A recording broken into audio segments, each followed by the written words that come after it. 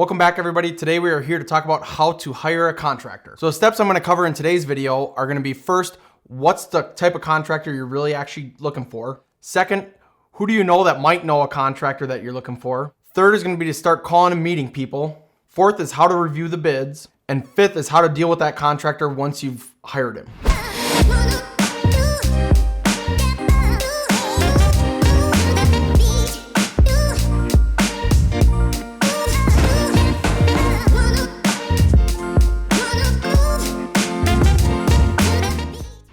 So the first step is to figure out what type of contractor are you really looking for.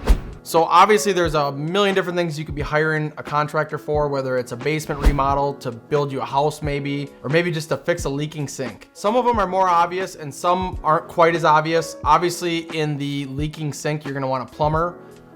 Anything that has to do with electrical and lights and things of that nature, you're gonna be looking for an electrician. Some of the ones that might be a little bit more confusing are going to be something like roofing. There are roofing contractors, and then there are actually roofing installers. So if you're looking to replace the entire roof, you're looking for more of a general contractor, and that's actually what I used to do.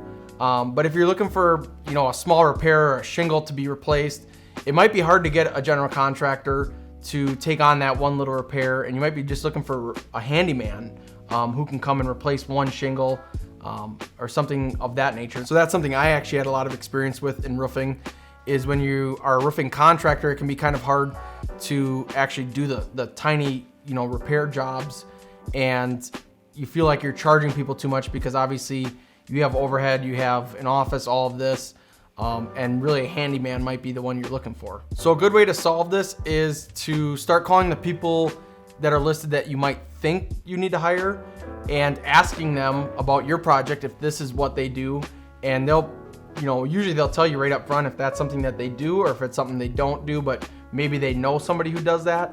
That's what we try to do as a roofing contractor. Was if it was something that was outside of our area of expertise, we always tried to give you an option of someone who could help you do that. So another thing you can do if you really aren't sure what type of contractor is to just Google your specific problem and find out if there's anything on Google or on some of these different forums of whatever your specific problem is. Again, there could be a million different ones, so it's hard for me to list them all off. But if you just Google what your problem is, there might be somebody who's already posted something of what type of contractor took care of that specific issue. So step number 2 is gonna be to start with the people that you already know. And you might be surprised to find out that maybe they go to church with someone or they know someone who actually is the type of contractor or does the type of work that you're looking for. Or maybe they don't even advertise it, but they have a friend who on the side, does bathroom remodels and does a great job, but has a full-time job and kind of just keeps things only to people he knows. So those are going to be some of the areas when you start talking to people who might know somebody. You might be surprised the people you can find. One example in my personal life is I have a good friend who remodels bathrooms in the winter. He has a full-time job in the summer, and in the winter he does bathroom remodels, but it's not something that he advertises. It's just something that's word of mouth. So if you start asking around, you might be surprised the contractors that you can find who do a nice job, but maybe don't do that full time. So step number 3 is going to be to start calling and meeting with the people who you're either recommended to or you find on Google or Facebook or anything like that. I would definitely recommend if it's a bigger project, if it's a few $1,000s, something like that. I would definitely recommend trying to meet them in person, maybe at the site. If it's at your house.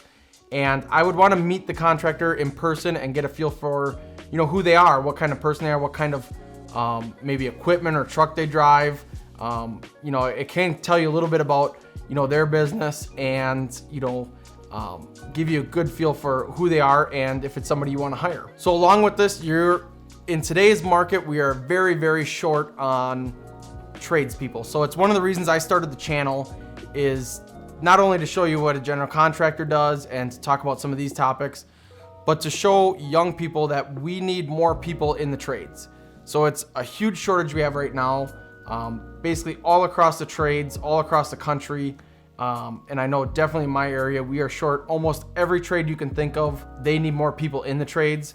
So one thing you're gonna find is when you start calling plumbers, electricians, you're gonna find that they're very, very busy, and that's not just the housing market, but it's because There just aren't enough tradespeople. So what you're gonna need to do is you're gonna need to call lots of different contractors.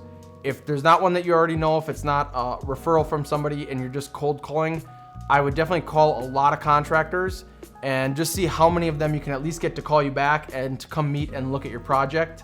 But that would be the next step, is really to get out there and get a lot of contacts, get a lot of meetings set up. I would say the more the merrier, and you're gonna want to just get a variety of opinions and a variety of bids. So the next step in the process is going to be getting the bids. So once you've met the contractors, they've looked at it, this can actually be more difficult sometimes with some contractors than even just getting them out to the project, and that is to get the bid. So I would definitely recommend collecting a lot of bids. And the reason for getting a lot of bids is you want to see where the market's at, what are the prices at, and it's really going to be important to start understanding what's in these bids and what's the difference between them. Why is one price and the other? And by getting those bids, you're going to be able to start seeing some of those price differences, and hopefully on their bids they're listing some of the details. And it's in this process where you're really going to start figuring out, and maybe when you've already met with the contractors they might talk to you about this, there is going to be the difference of quality versus price. So what I can tell you is 99% of the time, if you get a bid that's way lower than the other ones, there's definitely a reason.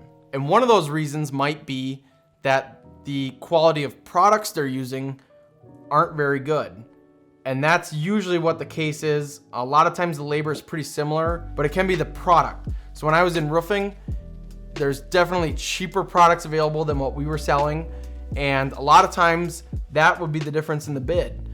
So by getting a lot of bids, you're gonna be able to see that, and hopefully they're detailing out, and you can ask them to detail out. If they're giving you some options, what are the advantages and disadvantages of each of the options they're giving you, and really try to get a feel for what type of quality you're looking for versus what your budget might allow. Another area to really understand with this quality versus price, you really need to understand what it is that you want. So if this is maybe a rental where you don't live in the place, it might not matter to you so much that the bathroom you're redoing, if it doesn't have tile and high quality vanity, maybe that doesn't matter.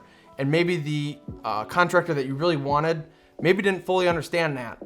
So that would be something you really need to communicate with them when you're getting these bids, of what it is that you exactly want and what your goal and what the outcome is that you're looking for.